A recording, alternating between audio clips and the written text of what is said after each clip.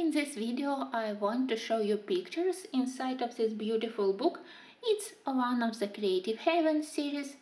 Name is In Full Bloom and it's my first book by Ruth Soffer. When I looked at the full selection of Creative Haven book, I discovered that she also have similar book dedicated to the desert flowers and also participated with some of the pictures in the books about birds. I got this book as a present in the end of the last year, but started to color in it just a couple of days ago. The whole book is dedicated to flowers, so if you're interested in botanical coloring, you may be interested in this book. We have, as usual, a couple of inspirational pictures. I especially love this one, and we can have some idea of what we can expect inside. I won't be talking about quality because you all know quality of Creative Haven books.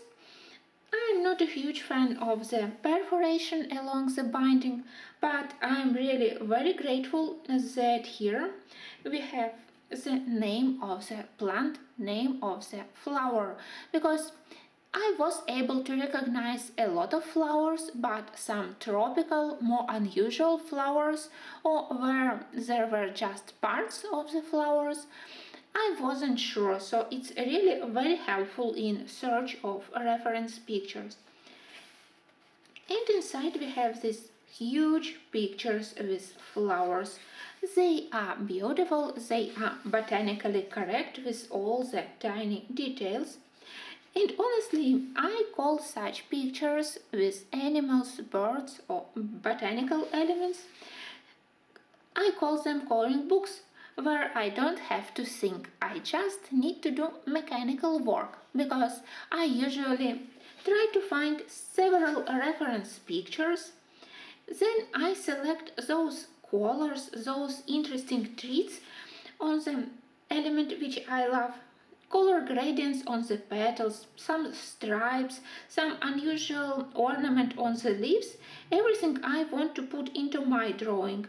Then I go to my swatch book of all pencils and I simply try to find similar colors, similar to what I can see on the photo.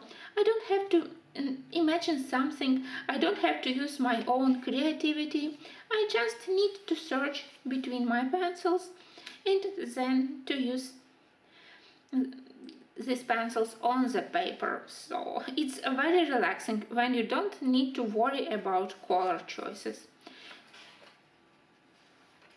In the very beginning, I was afraid that flowers are so huge, but after I did my first project, I realized that I actually enjoy it, that I can use a variety of subtle colors, like not just one lilac or one yellow. We can use various shades of yellow to add a little bit of green, a little bit of orange to make a really nice realistic coloring. And when we have smaller botanical images, we are limited in the amount of colors which we can put. So it's totally new and different experience for me, especially comparing to Flower Yearbook where everything is so small, here everything is so huge.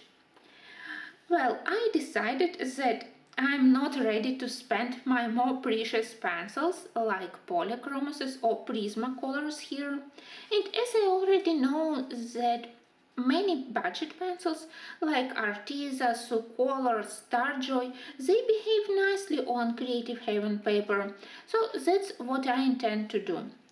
I intend to use these budget pencils. I haven't decided yet, maybe for a couple of images I even try to use watercolors.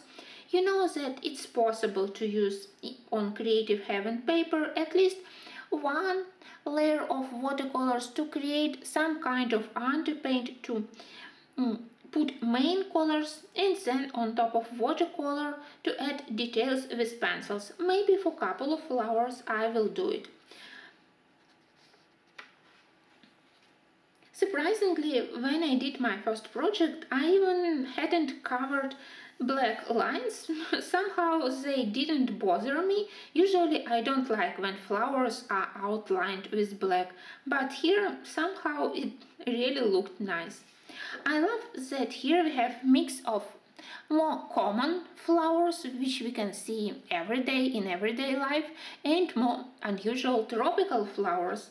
As my first project, I selected this passion flower. I always loved them, especially because of the unusual shape and structure of the flower. This center, which gives the name of the flower, like Passion of the Christ, and then this big amount of very thin petals in the center and more thick and waxy outer petals, so it's really very interesting flower. I selected quite traditional color palette for it, but they can be also in pink and magenta color palette, and I'm pretty happy how everything turned out. Here I used almost all my budget pencil brands. Castle Art for the leaves, Star Joy for the background and for the leaves. Arteza was really very helpful, and they all behaved quite nice. Some of the pencils, like Star Joy, like Arteza, they blended and covered better. Some, like Castle Art, for me they seemed a little bit more waxy and like Mitsubishi, but it was nice experience, and I would say that for this coloring it's more important to find exact shade of color, and it doesn't matter for me from which brand this pencil will be. We also have some insects here, and we had that colibri bird on the previous pictures.